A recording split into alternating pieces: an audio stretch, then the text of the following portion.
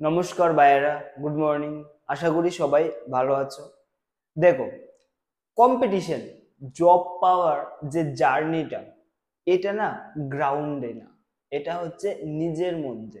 ঠিক আছে? দেখো, আমরা যে জব পাই না বা আমরা 2 নাম্বার 3 নাম্বারের জন্য পিছিয়ে পড়ি। ধরো কাট অফ 90, কাট অফ 80, আমরা পাই কত 88, 1 নাম্বারের জন্য পাই না, 2 নাম্বারের জন্য কাট অফ ক্লিয়ার হয় না, বা আমরা জব থেকে পিছিয়ে পড়ি। যেরকম ত্রিপুরার টেট 2024 নোটিফিকেশন বার হওয়ার 99.9% শিওর। আজকের দিনে তোমরা কি করছো? শুধু ওই ইউটিউব চ্যানেলে কি করছে, কোন ইউটিউব চ্যানেলে কোন নিউজ দিচ্ছে সেটা, এটা দেখার কি দরকার? এখন তোমার শুধু কি করা দরকার? ফোকাস।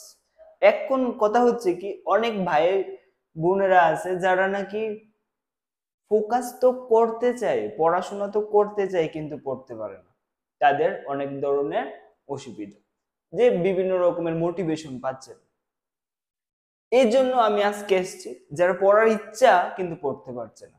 দেখো, এটা আমার সাথে হয়েছে, আর সেম কাজটা আমিও করছি, যেটা আমি তোমাদেরকে বলছি। প্রথম যে কাজটা তুমি করবে, সেই কাজটা হচ্ছে একটা সেপারেট স্পেস, তোমার রুমে হোক বা তুমি যদি লাইব্রেরিতে গিয়ে পড়ো, জাস্ট একটা সেপারেট স্পেস বানিয়ে নাও। আর সেই স্পেসের সেই জায়গাটায় কি করবে? ফার্স্ট একটা পেপার নেবে, একটা পেপারে কি করবে? লিখবে যে জব বা চাকরি কেন দরকার, চাকরি কেন দরকার তোমার, সেইটা লিখে তোমার যে যে জায়গায় পড়তে বসবে সেই জায়গায় লাগিয়ে দেবে। আর কেন দরকার, দেখো, এক একজনের এক এক কারণ হতে পারে। তোমার যে কারণটা, তুমি সেই কারণটা লিখবে। তোমার কারণ এরকম হতে পারে যে আমার মা বাবাকে ভালো পরিষেবা দিতে চাই, ভালো সুস্বাস্থ্য একটা এনভায়রনমেন্ট দিতে চাই, ভালোভাবে তাদেরকে সুখী বা খুশিতে রাখতে চাই। লিখো তুমি সেই পেপারটা, লিখে তোমার টেবিলের সামনে, যেই জায়গায় তুমি পড়তে বসবে তার সামনে লিখে দাও।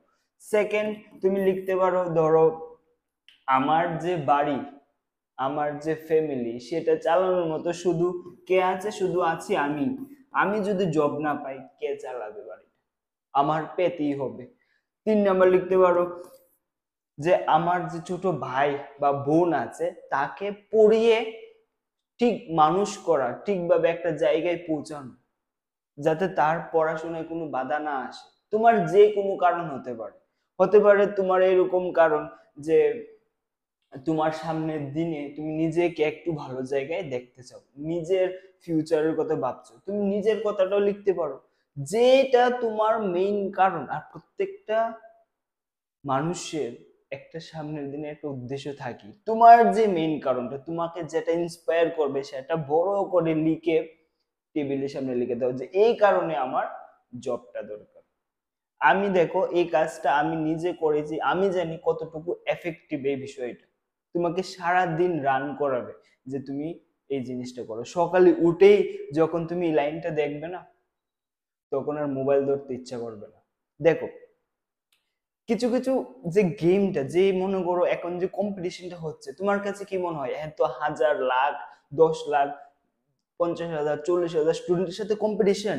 না, কম্পিটিশনটা আজকের দিনে তোমার নিজের সাথে। তোমার, তুমি যদি আজকে পড়তে পারছো না, তুমি ঠিকভাবে 7 থেকে 8 ঘন্টা দিতে পারছো না, তুমি যদি আজকে সেটা করতে পারো, তাহলে তোমার সাথে তুমি কম্পিটিশনে জিতে গেছো। তুমি বাইরের যে কম্পিটিশন আছে স্টুডেন্টদের সাথে, সেই কম্পিটিশনের কথা ভুলে যাও। তুমি নিজের সাথে কম্পিটিশন করো যে আমি আজকে একটা ডিসিপ্লিন বানালাম যে এটা এটা করব। যেরকম আরেকটা ডিসিপ্লিনের কথা বলছি তোমাদের, যে রাত্রে ছাড়া তুমি ঘুমাবে না। দিনের বেলা ঘুম টোটালি অফ।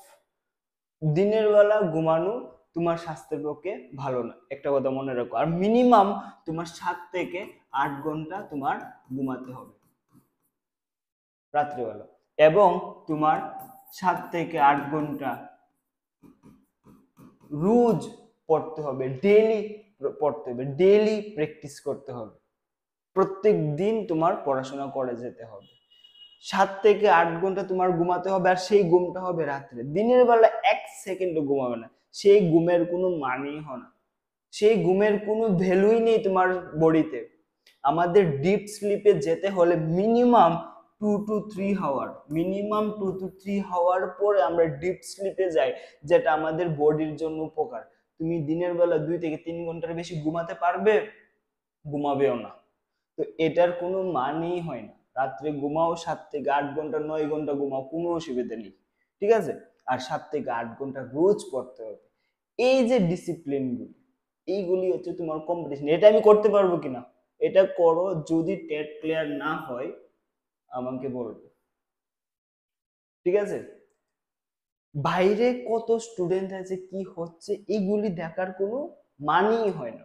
তোমার নিজে কি করছো সেটা দেখো, প্রিভিয়াস এর কোশ্চেন গুলো অ্যানালাইসিস করো। দেখো, পড়ারও একটা আমি সিস্টেম বলছি কিভাবে পড়াশোনা করবে। যে কোনো একটা চ্যাপ্টার, যে কোনো একটা সাবজেক্ট নেই, আমি এখানে ম্যাথমেটিক্স, ঠিক আছে, ম্যাথমেটিক্স এর আমি নিলাম যে ম্যাথমেটিক্স সাবজেক্টটা আমি পড়বো আজকে। ফার্স্ট তুমি কোন একটা চ্যাপ্টার, ধরি আমি অ্যারিথমেটিক, অ্যারিথমেটিকের তুমি চ্যাপ্টারটা কনসেপ্টগুলি, ফর্মুলাগুলি সবগুলি দেখ, বা কিছু কোশ্চেন তুমি প্র্যাকটিস করলে, প্র্যাকটিস করার পর সেকেন্ড কাজটা কি করবে, পি ওয়াই কিউ। দেখো 2016, 17, 18, 19, 20, 21, 22 অনেকগুলি ইয়ার আছে।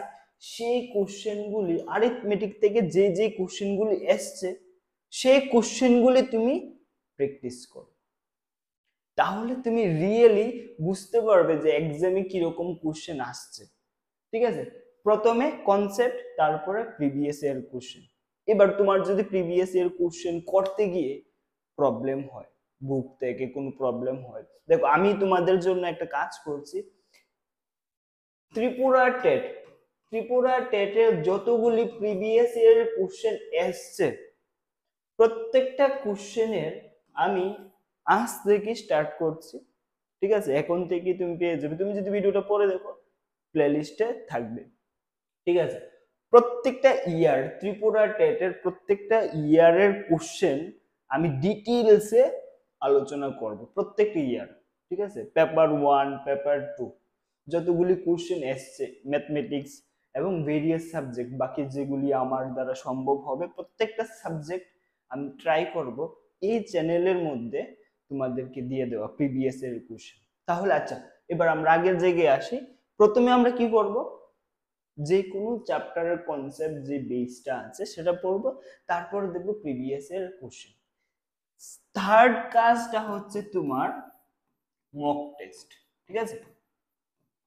Mock test very very important. Mock test যদি তুমি না দাও, তাহলে কিন্তু তুমি নিজেকে যাচাই করতে পারবে না তোমার কি রকম কন্ডিশন আছে, তুমি কি এবিলিটি আছে, তোমার কতটুকু আরো কাজ করার দরকার, কি কি আরো পড়া বাকি আছে, সেগুলি বুঝতে পারবে তখনই যখন তুমি নিজেকে টেস্ট করবে। আর এটা দিতে হবে মক টেস্ট। আর মক টেস্ট আর ভেরিয়াস থিং, যে ভিডিও লিংক কিভাবে পাবে, ঠিক আছে, এসব কিছুর জন্য তুমি আমার হোয়াটসঅ্যাপ গ্রুপ আছে একটা আমার, ঠিক আছে, বানিয়ে রেখেছি।